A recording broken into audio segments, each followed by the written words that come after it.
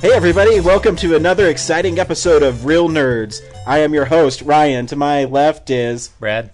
Right? James. And this week we saw The Thing. We did. Which is a prequel to The Thing, which is a remake of The Thing. Yeah. So I hope I didn't confuse anybody there. And this new movie is not a remake. It is not. It's a prequel. But it's still called The Thing. Yeah, exactly. It's all about confusing. This week, as always, we're brought Birdman Barbecue is sponsoring us. It's the sauce, baby. Go to your local Ace Hardware and purchase some Birdman Barbecue. In the meantime, let's do some real news.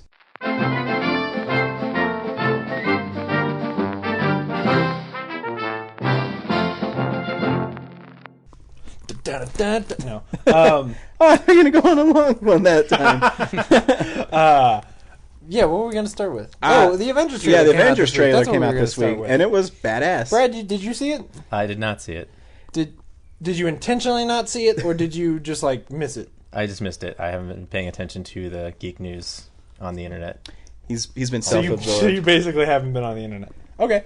But anyways, I thought it was really cool, and it set up the characters really well. And I actually think that the unseen menace, besides Loki, is the Skrulls who are shape-shifting aliens. Yeah, the Skrulls. Because there's a shot in the trailer where Captain America has a shield up, and then Thor is going to rain down on him with his hammer. How do you pronounce his hammer again? Mjolnir. The Mjolnir. Or Mjolnir. But it's spelled so bizarrely. It's M-J-O-L-N-E-R, right? Yeah, Mjolnir. Mjolnir. And so that's why I think it's that they think they don't trust each other. Or it could be that's when they first meet. I don't know. Yeah, that's the thing is, you know that there's going to be some clashing and stuff, but... Well, they touched on that in the trailer, too, with Captain America and Iron Man. Mm-hmm.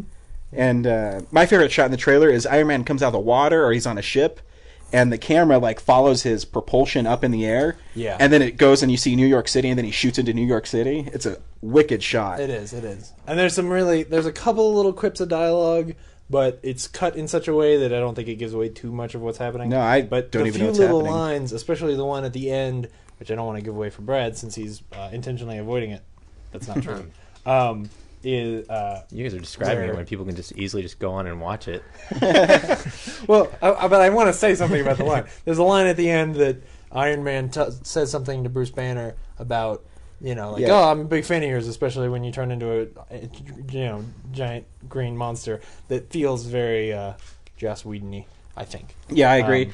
And it made the consultant, the little Marvel one-shot at the end of the Thor, way cooler because the consultant at the end of Thor is Tony Stark. And because the setup's really cool. They use Agent Coulson. He wants to, he doesn't want the Abomination. Who wants the Abomination? General Ross. Or somebody wants the Abomination as part of the Avengers. Yeah. And so he sent Tony Stark in, and that's that little tag scene at the end of The Incredible Hulk, where he tries to talk him into it, and so it makes it pretty funny. Yeah, did you see that? They want to use the Abomination as part of the team? Well, did you see the little... Tim Ross character. Yeah. Did you see the little short film called The Consultant that Marvel made that was... Where did they put that out? The end of Thor? It's on the Thor disc. Yeah, Thor disc. Yeah, it's not at the end of Thor. It's on the Thor disc. Did you see that? No. Oh, it's really cool because it sort of ties... I think we talked about this in a previous podcast. It ties together the little post-credit sequences from the movies leading up to the Avengers. So all of a sudden there's sort of a story, and you find out, as Ryan just said, that Tony Stark was the consultant and was sort of... And they send him in to, piss people off. Making it's pretty shit funny. happen, yeah. So anyways, the Avengers trailer was awesome. Mm-hmm. So you should check that out, and it makes me excited for it. Yeah. And, as I look at the release schedule for next year, the Avengers in May, Spider-Man July 2nd, and then Batman July 18th. Yeah. That's pretty awesome. It's going to be a good year. July 21st? Or is it 21st? It's 2 or 3 weeks after Spider-Man. I don't remember exactly. And then the year after that is what? Iron Man... And Thor. Iron Man 3 and Thor 2. And And Thor 2 doesn't come out until the fall. Yeah, and Thor 2 got Patty Jenkins to be the director. Is that her name? I don't remember. She directed... Monster with Charlize Theron. Yeah. She's directing Thor 2, so... What was the last thing she directed, though? There was something she just did. I don't remember. Oh. But her big one's Monster, obviously. And it's an interesting choice because, too, I guess they're going against convention because they did cast they did hire Kenneth Branagh to be the director of Thor, and he's really not a big actiony guy either. The Killing. She's the woman who created The Killing, and that was I only remember and she that 'cause that was directed. in the title of I think I was reading she Sophomore. directed episodes of Arrested Development and stuff like that. If I remember reading her little bio correctly. Yeah, but So- it's a good, interesting choice. It means Yeah. that they're still going for sort of a more dramatic direction for that franchise. And that's cool. And I don't know what news James has, but I saw a couple other things. They are not going to make Tower Heist premium on demand Yeah, for $60. It was $60. Sorry, we said $69 last week. It's $60. Yeah. Oh, that was the only way I was going to be able to see it. I know. 'Cause I'm not And when going we to saw the theaters. new trailer today, dude, didn't you want to see it more? Yeah. No, No, that movie looks. I still kind of want to see it because it's the best Eddie Murphy has been since, like, I don't know, Pluto Nash. But still, You saw that movie? I saw that movie in theaters. Dude. You're probably the only one. Me and my brother went and saw Pluto Nash in theaters, and I kind of enjoyed it when I was 12. So, Is that there how you old go. that movie is? Damn. I don't know. I was younger. I was probably 15 or something like that. So yeah, so Still, it sorry, was. Atlanta, and what was the other test city? Boston or something. You guys will not be. Oh yeah, that's right. It was only in 2 cities anyway. Yeah, you're not going to be able to enjoy it for $60 in your own home. Yeah. Which you weren't going to do anyway.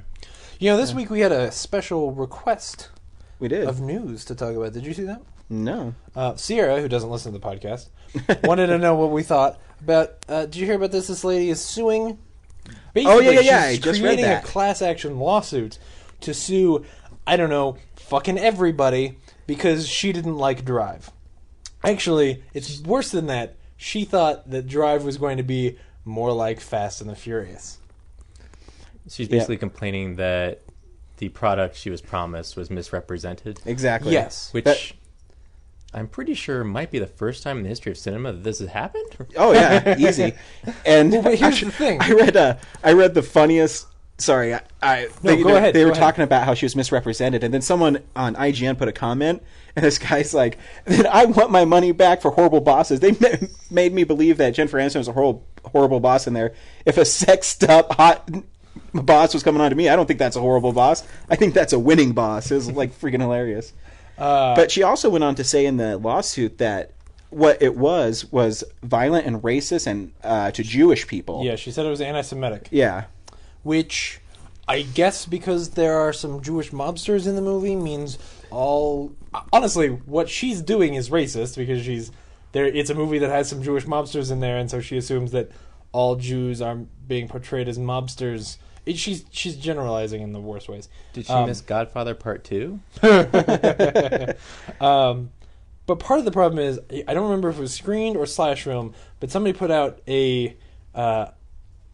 It was an article where they posted the Fast 5 trailer right next to the Drive trailer, and they are drastically different movies.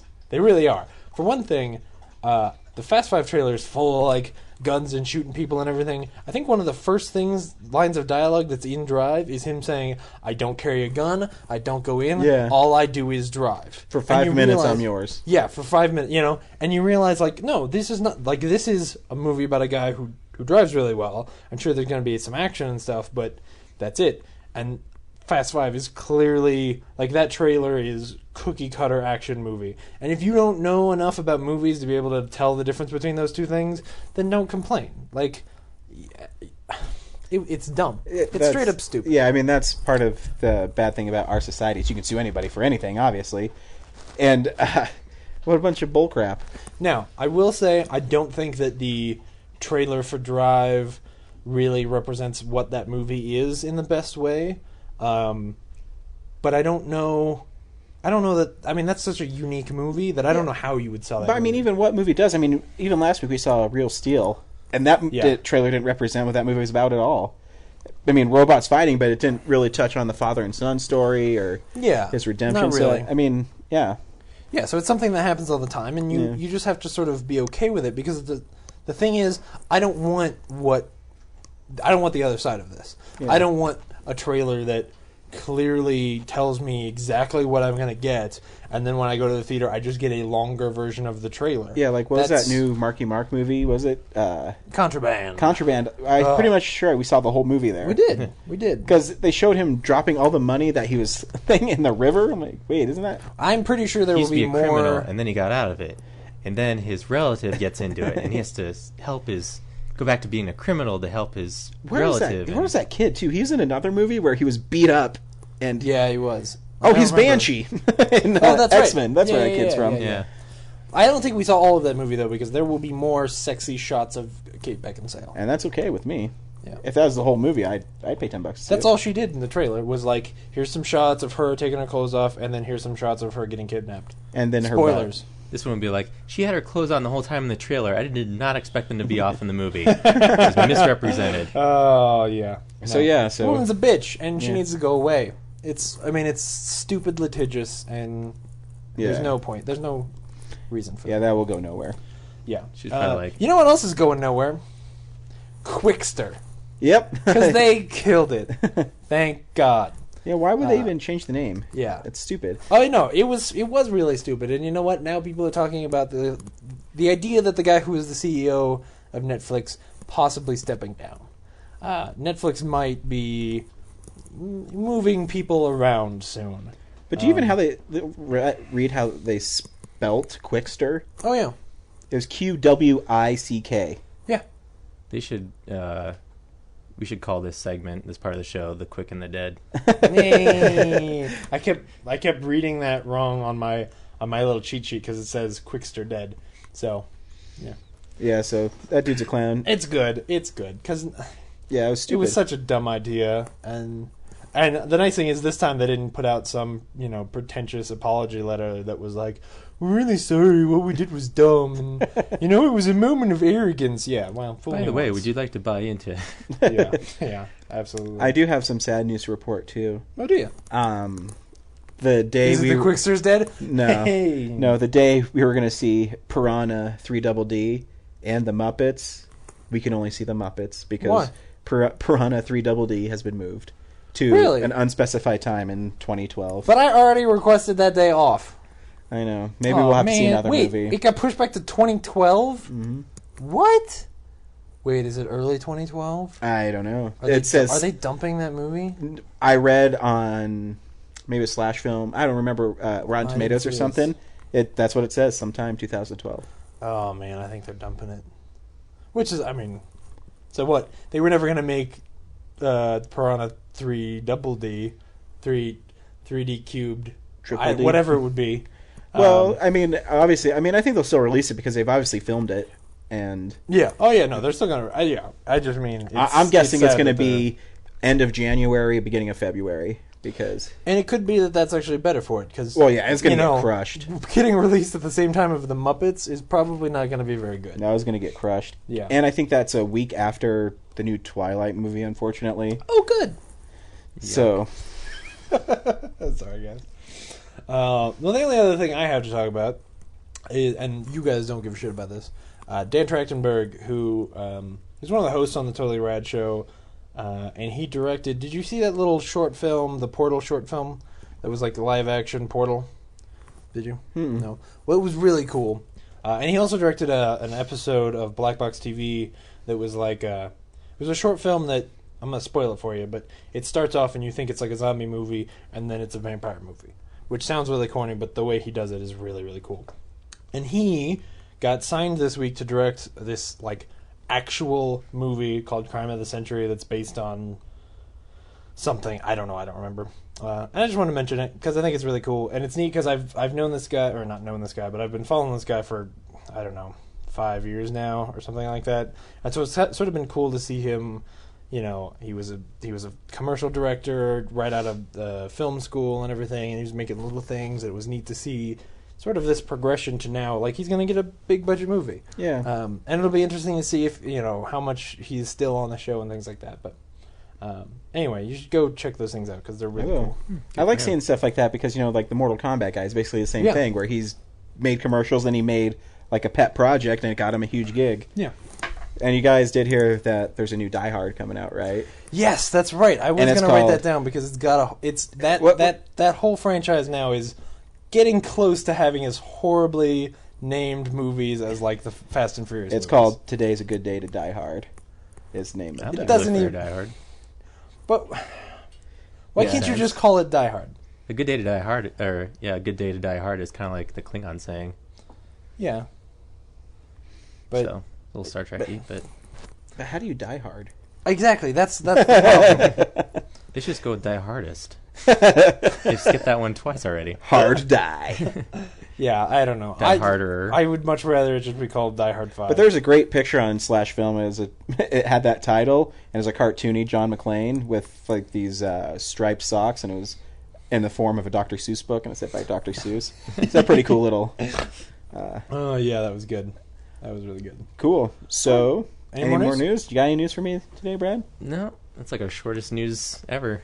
Yeah, well, there wasn't a lot. No, not And much I mean, there more. was some big stuff, but it was like stuff... It was the end of stuff that we'd already talked about.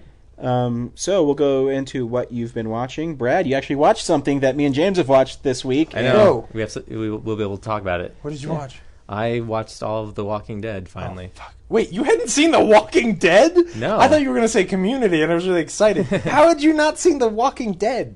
Because I don't watch TV when Oh. it's broadcasting. I watch it on Netflix. Oh, wow. I So should've it finally wanted showed to up see on TV's Netflix. Cable's so sad. Yeah, so I really enjoyed the first 3 episodes. The last 3, not so much. Okay. So Now, And did you like hate the last 3 episodes, or were they just sort of stale or not? yeah, they're stale. they were boring. not Yeah, quite as amazing as those first 3. yeah. The first 3 are really compelling. The bridge, like the 4th one's okay because the zombies raid the camp, but after that, it's just And the 4th one is the Vatos one, right? right. That's Yeah. like the aftermath of the And that's camp raid. Yeah, that's the episode that's actually written by Robert Kirkman. Wait, that is Who- the raid because they're gone Right. getting the guns. But, Okay, the yeah. 4th episode opens with that great zombie turn by Laurie's sister. Oh, that's the name of the Oh. actress. No, that's the 5th No, one because yeah, that's, that's after the the fifth raid. episode. Yeah, No, I really like that moment right there where she It is. slowly turns into a zombie. That was pretty cool. yeah, like just, So, but the 6th one was the worst because I felt it was just this dead. They were treading over the whole. Like they've already in the first 5 episodes, they've already dealt with like what would you do if you got would you want to live through the zombie apocalypse, or like they touched on that before and they just really hammered it home that last one. And Yeah, I agree. when they dumped off that one guy on the side of the road, it just felt really like boring. Like they held on to that moment for way too long. that comes back. In season 2, I think it will. okay. well. If I remember The most correctly in the interesting book, thing when was- that guy dies, there is something interesting about him coming back in the book. But see, like the problem is I've already just kind of spoiled it for Brad, but Shane's not dead. So that moment you're fuck. talking about, like, Whoa! Crazy spoilers for the show. Laura should have covered her ears. but he's not. He's still alive in the show. I know. Well, okay, and I guess He's the dude who's sleeping with Rick's wife. Oh yeah. like it's a book where everybody dies Eventually. So, all right, I don't want to say what I'm about to say. So I guess spoiling what you spoiled is not as bad because there's No. more to spoil about. Yeah, yeah. But Right. because I think the part you're talking about is because Rick goes back and he runs into that guy, doesn't Right. he? And then But him running into that guy tells you something about the way zombies work. Yeah. Because of the way that Anyway. yeah. But yeah, no, I think I think the first episode of The Walking Dead is one of the most amazing television episodes ever. And the guy who rescues him, the guy with the kid, Uh-huh. Yeah. that never goes anywhere. Yes, it does. Oh, it does. Well, in season 2, No, maybe. no, in like season 4. Yeah, it's really far You guys along talking in about the book. graphic novel now? Yeah, Yeah. It's Okay, really we'll do far in that. the book. No, I know we can't do that. Yeah. I mean, I'm just talking about the show disagree with itself. you that doesn't go anywhere because I feel like with what they're trying to do, they want it to be sort of this slice of life is the wrong thing to say when you're talking about zombies, but they want you to feel like this is a lived-in world where there are characters that they will interact with and leave behind, and those characters that they leave behind will have uncompleted stories because that's sort of the way that in real life we interact with people. Mhm. So I disagree that story itself doesn't go anywhere. Well, as long as they're guaranteed or they're planning on bringing it back down the road. But I mean, if Walking Dead hadn't succeeded, if it had Right. been a ratings Failure. then Yeah, I was don't know. talking to the, Brett. the I whole think series would have ended really poorly. I think I don't agree. I think it's a bummer that it's only 6 episodes the first season. Well, and there's one thing. I guess I'll talk about it now. What happened was, the CDC is never in the book. And the reason that came up was that... Frank Darabont stopped writing the last 3 episodes? No. Frank Darabont, it's actually Frank Darabont's idea. Frank Darabont, in doing his research, realized that, or he already knew probably, that the CDC was based in Atlanta. And the book really does take place right outside of Atlanta. Robert Kirkman had no idea that was true, and so he never touched on that subject. And when that fact came up, they realized, we probably need to address this.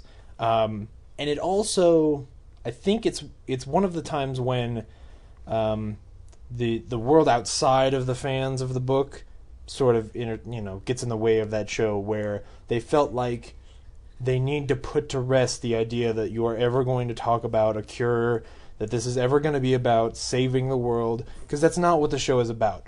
And I think that makes sense for comic book fans because they love the genre itself, but for just regular people who are going to watch the show, I think they need to be told, or let me say, the writers thought that they needed to be told, we're never going to fix this. You see what I'm saying? Mm-hmm. So I think that's why they did the CDC, and I have hope that when they do future seasons, it won't feel that ham-fisted. Because I agree with you. There's not one Center for Disease Control in the nation, though, right? No, but the head of the CDC is in Atlanta. See, so if there were some crazy future lab where they were trying to fix this at the last second when it happened, that's where it would happen, most likely.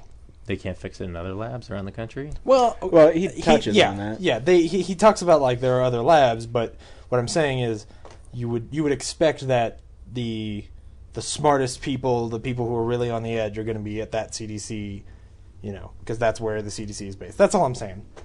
So they felt like they need to address it, and I agree with you. I think it's clumsy, because what you want is basically just a show, or what you want is what the books are, where it's just people living in Georgia and there are zombies, and hopefully that's where it goes. I thought the coolest aspect was what's his name? Michael Rooker's character. Herschel? No, Herschel's the farm. Daryl's the brother that's still hanging out with everybody. Merle. Yeah. Merle? Is it Merle? Yeah. You mean the guy getting left on the roof? Yeah.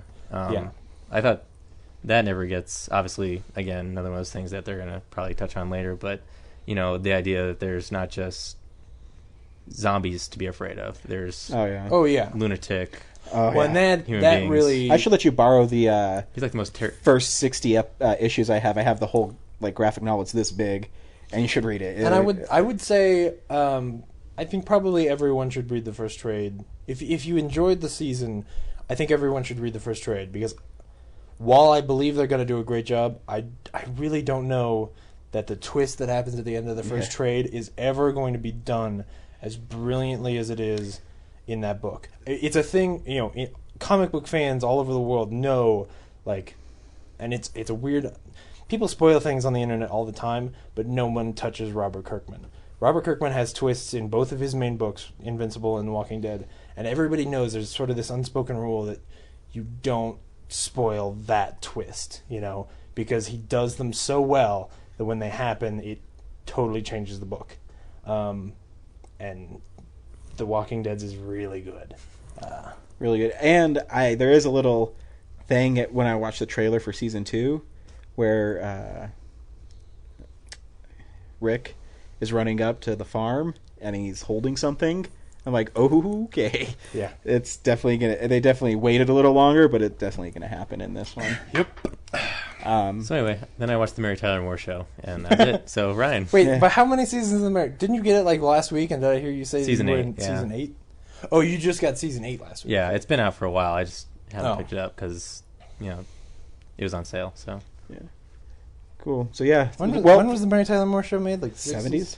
70s? 70, I think from 70 to 78. Yeah. But hey, tune in this Sunday. The new season of The Walking Dead starts. Yes, it does. And then afterwards, they're going to have The Talking Dead with Chris Hardwick and some of the creators and stuff. So it's kind of cool. It's like which might be good. It's a DVD extra after the show. Yeah. Actually, I really didn't watch too many movies this week, but I did watch a really fascinating documentary called 6 Days to Air about South Park, and it was crazy. It starts with them just finishing the Book of Mormon is about to open, and then they have 6 days to put out an episode of South Park, and the process of how they make it's pretty amazing. Trey Parker comes in and they're shooting these ideas back and forth, and I didn't know Bill Hader's a writer on South Park. Didn't know. I did. Yeah. And but anyways, so they're in there talking, and then they come up with the human centipede bit, and that's the only scene they had. And then they wrote the rest of it, and Trey Parker's trying to write this rest of the script. It was fascinating how these guys work, and he wrote the last 4 scenes of the episode 3 hours or something like that before it had to be delivered to a satellite station to beam it to Comedy Central so they could air it. And he was like freaking out because they showed him and Matt Stone. Everybody was asleep in the South Park studios because they all work on it all day long. But he has this thing where he paces, and he's pacing back and forth trying to think out. He's like, my show's like 40 minutes long. I need to make it 23 minutes. And he's getting all the pressure from the Book of Mormon, and he won the Tonys like in between. And this week he still has to get the show out.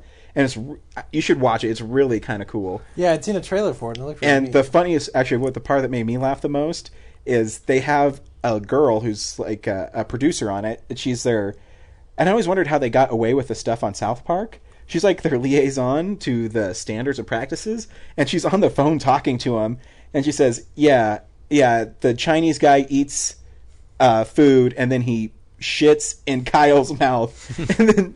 Is that okay? No, you don't see the shit. And then they cut to Trey Parker. Says, "Yeah, they're usually pretty cool with us." It's like, "Oh, it's just South Park." So it's a really fascinating documentary, and you should definitely watch it because. Where did you see it? Was it on? It's on Comedy Central. Oh, they just showed it on Comedy Central. Okay, so maybe. And if you guys can't find it, I saved it on my DVR, so you can. Cool. Sweet, yeah, I want to see it. So it's it's a really fascinating little looking because you don't really get to see into how they make the show, right? And yeah, so I recommend everybody check it out because those guys are freaking geniuses. I'd seen a trailer for that, and right after a couple weeks ago, 60 Minutes did a special on them where they did. Well, there were sort of a couple videos, but the main one was them interviewing the people and talking about exactly that, like how they make their shows and their how the Book of Mormon came to be and all of that. And those Trey Parker and Matt Stone have a really interesting. It's like Troy and Abed from Community. Their relationship, their professional relationship is fascinating. Those two guys are closer. At one point, Matt Stone said, like, we know each other better than we know our wives or our wives know us. Like, we have spent so much of our lives together. We really know everything about each other. At this point, when one of us is telling a story to the other one was there too, So it's not even like they talk about things. It's just that they just bounce ideas off each other and create South Park, and that's all they do. Yeah, it's fascinating. They talk about that too because Matt Stone said, "Yeah, I've been offered directing gigs on movies," and he tells them, he says, "I'm not a director. Like, I literally just give Trey ideas, and he writes and directs, and I do voices. I don't know how to direct. I can't do it. I can't delegate." And he says, and then they cut to Trey Parker, and he says, "I can't do anything with that Matt Stone. I might direct, but he's the one who's telling people to fuck off." And it's a really interesting. Yeah. You're right. It's an interesting dynamic. And I watched season 6 of How I Met Your Mother, which is that was last season. Yeah, yeah. I've seen most of the episodes, but then I missed some in between. It's a great season. Brad, you don't watch that show, do you? Then I can spoil some things. Man, the episodes with John Lithgow are just great. Really. I mean. Like heart-wrenching in ways that you would never expect a sitcom like that to be. And what I love too is the character of Barney, who started out the most one-dimensional in the show, absolutely, has grown into the most dynamic three-dimensional character on the show. Absolutely. Laura doesn't like the show, but what? Yeah, I mean, even How I Met Your Mother. But even the episode, I've seen it before, where Marshall's father dies. But you told me about the countdown, and then this time I watched it, and you can actually see. Oh yeah. It starts off at like 50. And throughout the whole episode, it goes 49. It counts down to like the big moment where his father dies. It's really fascinating. That moment is just kills. But the next episode, when you've been watching that show for 5 seasons, and all of a sudden Marshall's dad dies, like it just kills you. Yeah, because he was such a fun character, and to see and because Marshall's such a fun character, that to then see that sobering moment and the way that he and Lily react, it's just. And I'll say this again. I've never seen something like that. Allison Hannigan, when she cries, breaks my heart. Oh, she does. Yeah, absolutely. Yeah. But yeah, I've said since I started watching that show that it's almost a shame that it is a sitcom, that it has a laugh track, that it has all of those tropes that are, I mean, detrimental to every other show that is a sitcom, and probably to some extent detrimental to How I Met Your Mother. But that show transcends any kind of sitcom like that I've ever seen. But the show's so brilliant. I didn't see the episode. Sorry, that's the last thing I'll say about it. There's an episode where Bob Saget, who's the narrator, who's telling the story of how he met his mother, he can't remember the story he's telling. And Neil Patrick Harris looks at the camera, and he's like, come on, dude. It's kind of really funny. Yeah, every time they break that wall, it was really good. Yeah, so that's what I watched this week. Is that it? Yep. All right. Dude, have you guys been watching Judge Mathis? Because this week, like, this couple got on there. Me and Brad had a moment. Like, the dude was totally stealing money from this bitch, and he totally owed her like $700, right? Mm-hmm. And he never paid her, and he was calling her like a hood rat. And Judge Mathis went off and was like, "No, you don't. That's a disrespectful term. You don't call names in here. I don't want to hear any of that." And then when he asked the woman, like, "Tell me your side of the story," he was like, "Now, when you tell your side of the story, don't call this guy any names like bald or leech or any of that," and listed all these funny things about, oh, it was the best. Man, that show is great. I'm so glad it's on during my work breaks. Anyway, I also remember last week I told you guys about American Horror Story. Mm-hmm. Did either of you catch the first episode? No. Okay, well, the second episode's not as good. Yeah, I told you last week I want that show to slow down and like really invest in that story and in those characters. This week, like, they're running around the house. There's a guy with an axe killing people. Like, some crazy. The actual plot itself, where these sort of young kid horror fanatics who really think it's cool that this house is like, there have been all these murders and stuff, break in and kidnap the people and are like, we're gonna replicate the time that these two people were murdered in this house with you people. And that would be an interesting story if it had been set up over multiple episodes and then suddenly executed, and you're like, oh my god, this is really horrible and suspenseful. But it's really not. This episode was not creepy and scary the way that the first one was. There's weird shit that just doesn't get explained. Kate Mara showed up in this episode, who I really like, but it's not a very interesting character, and I think I'll watch one more and then stop watching, which makes me sad, because that was the one show so far this fall that I enjoyed. The other thing, I rewatched Almost Famous this week because I don't think I've ever really seen it uncut all the way through, and that movie is great. If you have not seen Almost Famous, you need to see that movie. Red? I've seen it, but okay. I don't remember it, like. You know what I remember about it? There's a Rod Stewart song in it. Oh, is it really? Yeah. Oh, good. And I'm a Golden God. I remember that part. Oh yeah. I haven't seen that in a while. It's great. You know, it's like it's sort of a pseudo autobiography of Cameron Crowe. And then the last thing I watched, which neither of you can talk about, Breaking Bad's finale was this week. I heard it was great. Oh man, this show. After hearing that season 5 like was a dip, and then all of a sudden it has this amazing finale. That's what I never thought it was a dip. I mean, it was slower than some of the other seasons because things just kept getting worse. You know, it was like this snowball where you knew these two forces, sort of, well, Walt and the bad guy, these things are going to come to a head. Man, does it. And they did something, they tested credulity. There is a moment, and people who've been watching the show know what I'm talking about, there's a moment that is super extreme and gory, and it happens and you think, that can't happen in the real world. But they sell it so well, and the special effect that happens right before it is so real that you're like, okay, maybe that can't happen. And then it cuts away, and they never talk about it again, but it was so insane that I went back, even though it was gross and horrible, I went back and I rewatched that little bit just again and again, because I just thought, no way they just fucking did that. That was insane. All right, James, I'm going to see you later. Yeah. And the weird thing about it is... The weird thing about it is the way the season ends, with the exception of one loose end and the fact that Walt is alive. Dude, come on. Well, the show is about Walt, so you know he's going to be alive until the end of the show, and you know, if you know anything at all about the show, because it happens in the pilot, he has terminal lung cancer, so he's going to die. Eventually, he's going to die, and he's not dead yet. James, so the eventually show can't we're be all over. going to die. Yeah, I know. But other than that, what I'm saying is the show could have ended here.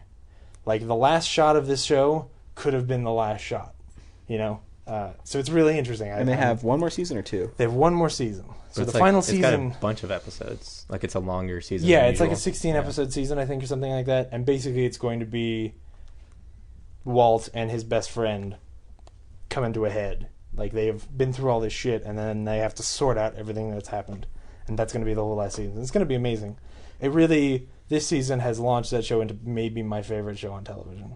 It's unbelievable. It's actually a show I'm planning on starting next. I think it's on Netflix Yeah. now. Yeah, it that's is. why. Yeah. Whew. Yeah. Man. There's like Mad Men, Dexter, and Breaking Bad are like the Well, three newer make sure you shows I want to... drink a lot of Red Bull before you watch Mad Men. Yeah, I know. Mad Men is amazing. But watch Breaking Bad first, because I think Breaking Bad might be better. Yeah. Is it weird that when my wife gives me a dirty look, I think she's really pretty? Because when I said Mad Men was boring, she gave me the dirtiest look ever. See, at first, like, I only heard it was boring from you, but I've been hearing from other people it's boring too. So. Yeah. Some people... Here's the But thing. I You did watch just one gotta... episode of Breaking Bad on TV from this season. Mm-hmm. It happened to be there, and I felt that episode was boring. So Well, here's the thing. Breaking Bad is very serialized. I really don't think you could ever jump in because... I watched 24, and that's like 24 as slow as is- you can get. No, sometimes. no, because this is like, you know, certain characters are responding certain ways to things because of things that happened multiple seasons ago, and like that the show is very entrenched in what has happened. So I think jumping in, you might be so lost and not know it that when things happen, you might think it's boring. That's all I'm saying. Like give it a few episodes. Yeah, I'm going to especially- give it a chance. and Mad Obviously, Men, you got the to same start from thing. the beginning. Yeah. Yeah, I mean, I'm not trying to convince anybody that a show that they don't like is good, but give it 6 episodes or so at least. Yes, an episode from the 5th season isn't a good place to start. Yeah, no, not at all. I mean, I say 6 episodes because that's how many episodes of The Wire I have Who's watched this Parallax twice. guy? Why and are they still going to not the liked parking lot? Why is there a camera under the car? it. Yeah. Anyway, that's everything I saw this week. Nice. So before we see the trailer of The Thing, James, should people go and watch The Thing? Absolutely, they should. Brad? Meh. I might have to watch it again before I can recommend it, but hey, here's the trailer. You might want to wrap it up in a couple of days. Yeah, why is that? The last place you want to be is cooped up with a dozen Norwegian guys. We estimate it's been here 100,000 years. That's not possible.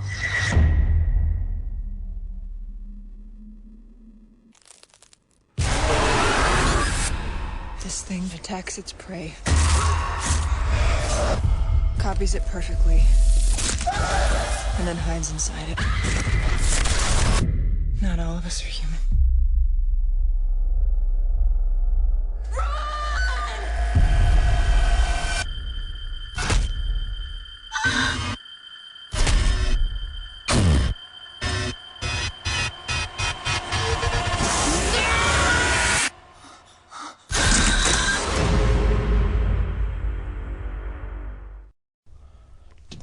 The story is a prequel to a remake. Basically, it's a prequel Yeah. to John Carpenter's because the original movie, if you've seen it from 1952, isn't anything. A little Is bit it the like same John. story? I mean, it's in Antarctica and it deals with an alien, but people are always going in and out of doors. It's really bizarre. And then the alien doesn't look scary. Obviously, it's a B 1952 movie. It's all right. But I mean, then Okay. John Carpenter's The Thing is really, really good. And John Carpenter's Thing is a masterpiece as far as I'm concerned. It's a masterpiece of horror and suspense, and I think Good that's one. important to keep in mind as we talk about this, because that's how I frame my reaction to this movie. Because I think the bar is set so high that it's hard to not compare to that movie. Yeah. And if you do compare to that movie, this movie will never be good. yeah, I don't know. I mean, I'll set up the story. Kate is Mary Elizabeth Elizabeth Winstead, whatever. And why does everyone have 3 names now? And Mary Winstead is Kate in it, and she's a paleontologist. Yeah. She's a paleontologist. Which doesn't and- make sense. Yeah, and so she goes to Antarctica because they found some organism encased in ice, and that's her specialty. It's actually exactly like the beginning of Alien vs. Predator. It is. except it's way cooler looking for some reason. This is true. And Paul W. Sanderson is the reason. yeah, so she goes there and they find a spaceship and this organism encased in ice, and of course it gets out. And I don't know how it busted out in a perfect square. And do you notice that? Like the block of ice when it busted out. The top of the ice shattered. Yeah, only the top got shattered. That was a little bizarre. Yeah, it was. Well, I have a feeling that's because when they find the ice in the thing, that's how it's shaped. Oh, maybe you're right. Because that's the thing. That's the thing. Oh, I'm gonna catch myself doing that the whole night. There are a couple of things in this movie that are clearly forced because they have to match up with John Carpenter's The Thing. Mm-hmm. You know, and I think that's one of them. Okay, yeah, I guess that makes sense. So yeah, well, as someone who hasn't seen John Carpenter's The Thing. Oh, that's right. You haven't seen John Carpenter's The Thing. I have a different perspective. I can't connect those missing pieces. Right. But I thought the movie it had moments where it was really suspenseful. Mm-hmm. Surprisingly, the moment where they found out that it can only create organic material, so people with feelings obviously couldn't be the monster. And she went around. I thought that was actually kind of suspenseful when she's checking people's mouths, and absolutely, because you got caught up in the moment. You're like, oh, who is this guy? I mean, just because they don't have feelings doesn't mean. I mean, I don't have feelings, so could I be the monster? Exactly. Yeah. Feelings. Yeah. It's funny. Or you could have never had feelings. Exactly. Yeah. After the podcast last week, Laura asked me something about horror movies and whether or not, because I said something about, I'm not really a horror guy, and I think that The Thing is exactly the kind of horror movie that I like sort of traditional horror movie where they are out to scare you. But what's cool about The Thing, John Carpenter's The Thing, is that yes, there's all this gross stuff and that stuff is really frightening, but the heart of the movie is at this sort of doubt, this idea that, the paranoia that you don't know who is the thing and who's going to kill you, and that is really what is amazing about these movies to me. And that scene with the teeth is that, yes, you're in suspense because you don't know if, she's going to look in somebody's mouth and like a thing is going to shoot out at her and eat the flashlight or something crazy. Your mind is going wild with what could happen. But the other problem is, they test everybody's teeth. Well, then something crazy happens, and then you don't know. You all of a sudden you're back to square one. You don't know if anybody who's the thing and who's not, who's got feelings and all of that. And so that paranoia is it's not always present in this movie the way that it is in John Carpenter's The Thing, and that's why I say that movie is a masterpiece. But this movie is fun and scary at times, and then there's some cool CG stuff.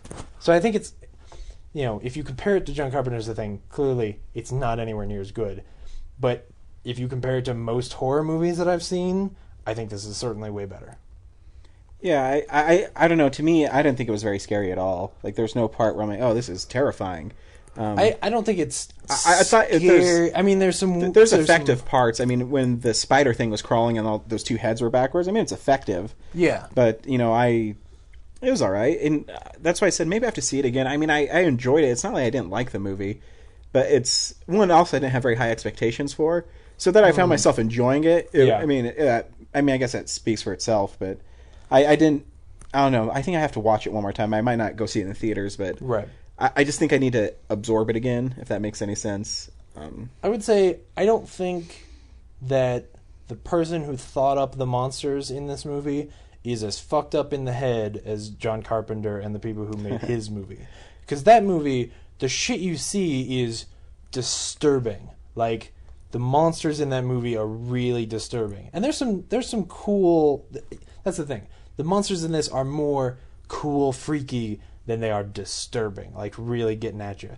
And at first I thought they were. Like, the guy in the helicopter that first breaks, like, when his face just sort of slides a little, and then he's still mostly human, but with his face. I thought, yes, you triggered into what was so scary about John Carpenter's The Thing. And I'm sort of spoiling this for you, Brad, since you haven't seen it. But in John Carpenter's The Thing,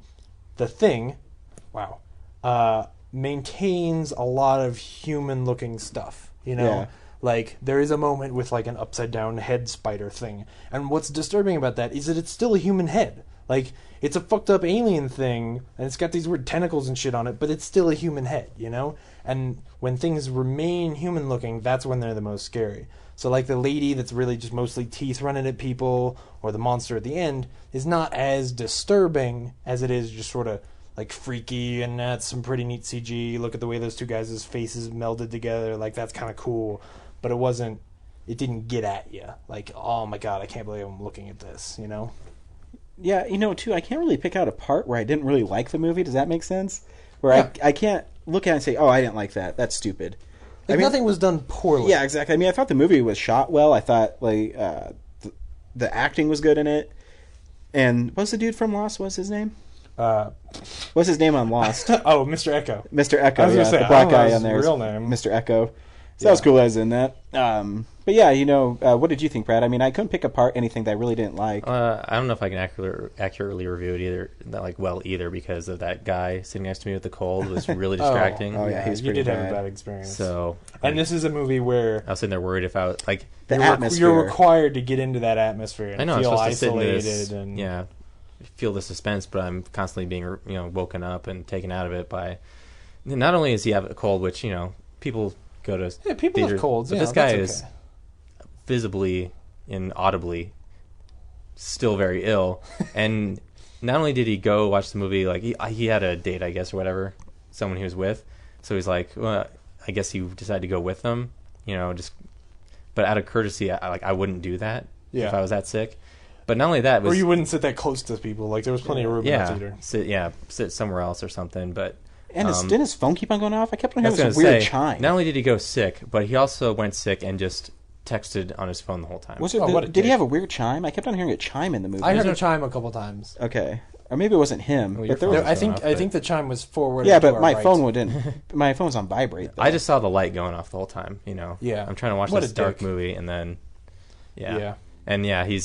he's that should have made it getting worse. me sick, and then as he was coughing, you should have been like, "Oh my god, he's the thing." Yeah. I was actually thinking like this is an interesting parallel. I'm watching a movie about people getting infected, and here's this guy over here about to infect me. So, and it does. The one thing that I miss the most in this movie is that score, which we talked about at the end of the movie. Like at the beginning of the credits, they play a little bit of the score from The Thing, which is a brilliant thriller score. John Carpenter writes really good music. He does.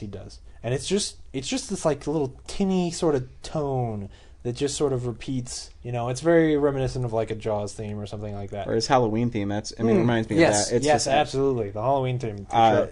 Yeah, so he has that kind of subtlety in all his scores. Yeah. Even in his... Yeah, and I thought you're right. The score was really unusual when they went and saw the spaceship for the first time. Yeah, it's that like was too big. Yeah. I don't know. It seemed really out of place there. Yeah. I guess that's really the only thing I during didn't most like. of the movie, I think the score is decent. Yeah. But then again, especially when you then play the score at the end, like I feel like, look, you could have used that good score. You had, again, a great score from a masterpiece movie. Just use that score. Like have somebody come in and reinterpret that score. You're not doing. It's one thing like in the new Star Trek where he didn't use that score until the end because he felt like no, we're creating this world, and then at the end you're gonna have this moment of like, hey, now it's Star Trek. He wasn't doing that. Like this is the thing, and that score is so good at setting this tone and making everything scary. Just go ahead and use it right. But again, that was the score they used wasn't bad. They didn't do anything wrong. No, they just weren't John Carpenter's The Thing. Yeah, I think my biggest it's not really even a pet peeve. I think sometimes audiences are so stupid. He focused too much on that dude's earring. I thought there could be a more subtle way of spoilers. Yeah. The last dude, they're riding in that car because I actually latched onto that immediately. I said, "Oh, that dude has an earring, so he's not the monster or the thing." And then when they were driving to the spaceship to confront the Norwegian guy, he turns his head to look at her, and like you can see like the earring like glistening, and yeah, I said they really didn't need to do that. I thought it'd been more effective if they just like subtly hinted at it. So I have a lot of questions. How did that guy get infected? Oh, well, he was in the ship. There was clearly another thing in that ship, and then there was a shot where like you heard something coming, and he turned around, and then we didn't see him again until the end. Okay. Yeah. And the thing can't replicate synthetic, like ice Arctic coats, but people are wearing them. No, I thought of that too, but maybe when it kills them, he puts on their clothes or something. That's the only thing I could think of. Yeah. I mean, you have a good point. And how did you really do? Because I think that what you're that thing about that the whole the thing not being able to replicate like metal and stuff like that might not be in John Carpenter's The Thing. I don't think it is. I don't think it is. I don't remember. Because that movie is just like, hey, where'd this dog come from? Oh my god, it's a thing, and then like people die. Like there is no that the difference between the two movies at some level is that John Carpenter's The Thing is like, holy shit, there's a thing, and this movie is, holy shit, we found this thing. What is this thing? So there's more plot in this movie that they have to sort of explain things. Where in John Carpenter's The Thing, it's just like, what the fuck is happening? This is disturbing as shit, And I think that this movie suffers because of that plot. But what are you gonna do? Yeah. Anyways, you were saying about the earring. You looked like you wanted to say something. Oh, I was gonna say I was looking sheepish because I didn't see his earring until the end really? of the movie. Oh. Yeah, I kept seeing I kept thinking why is she trusting this dude? Why is she not looking in his mouth and seeing if he's got feeling? What the fuck is going on? And I never saw his earring. When that shot came up, I was like, "This is a weird shot." And then finally, I caught the glimmer, and I was like, "Oh, that's." I just must be a really smart moviegoer then. No, the people behind you told you what you're supposed to look for. Well, they told me after when he didn't have the earring. Yeah. But I noticed it when he was walking through the hallways. When he came back the first time. When he came in with Mr. Echo.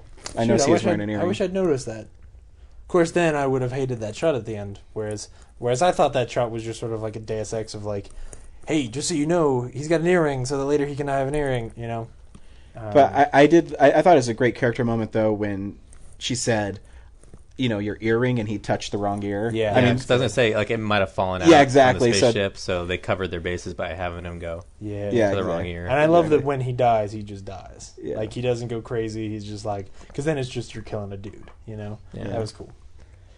I still wished when the helicopter landed and the dude came out, it was Kurt Russell, but it's just me. Oh yeah. Well, no, yeah. Yeah, the whole credits thing, like, it started off cool, and then they told so much of the story that it stopped being subtle and started being like, hey, you remember John Carpenter's The Thing? Remember how it starts? There's a dog? So, yeah, that starts with the dog. Oh, yeah, now? That's going to be your question, yeah. The movie, I think, opens with the dog running through and the helicopter shooting at the dog, and they find the dog, and they're like, hey, what's this dog? Well, it's a thing. And the guys in the helicopters don't show up in the movie?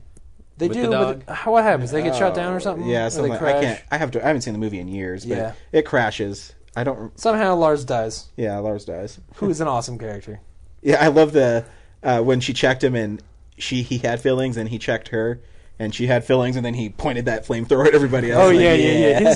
He gets loyal to her so quick that you're just like, Lars, you're a badass. I like you, Lars. And we never know what happened to her. No, we do. Oh yeah, I guess we do. Yeah, trying to set up so people can watch the movie. That flash. Well, yeah, but we do this so that we can spoil things because I think that's one of my favorite things about it is that, because Brad's here, I can't talk about that. But do I find out what happens to her by watching the other movie? No. Okay. But I mean, because the flashing light, right? Right? You guys picked that up. What? Yeah. She has a flashing gas light on her car. Because the guy talks about, like, we have enough gas, we can get to the Russian station. Well, not in that car they do. In the car she gets in, she probably doesn't. And we have this very faint flashing light on her face for about 6 beats, and then the movie goes black. And you're like, oh, shit. Yeah. She freezes to death in that car. Well, if she was smart, she would just go siphon the gas out of the other tanks. Well, it's probably about to explode. That's the thing. I was waiting for that car to explode. And then, I thought she was a thing, too, because, like, the thing had her tentacles around her leg. I mean, it has razors on it. Huh? She could turn into a thing, absolutely. Yeah. Yeah, you don't know. That's the thing. That's the thing about it. Yeah. Oh. So, yeah. But I enjoyed it. I think it was fun. That's just it. I think it was fun, and I don't think it certainly doesn't hurt John Carpenter's The Thing. There's no way that it could. It kind of adds to it, Yeah. I like the fact that some of the like the noises that you hear inside of the ship at the end are reminiscent of the noises the creature makes and of the score in John Carpenter's The Thing. There's those sort of tinny noises that, anyway, little touches like that I think are cool. Yeah. So cool. I was looking at the schedule next week, and there's nothing I want to see.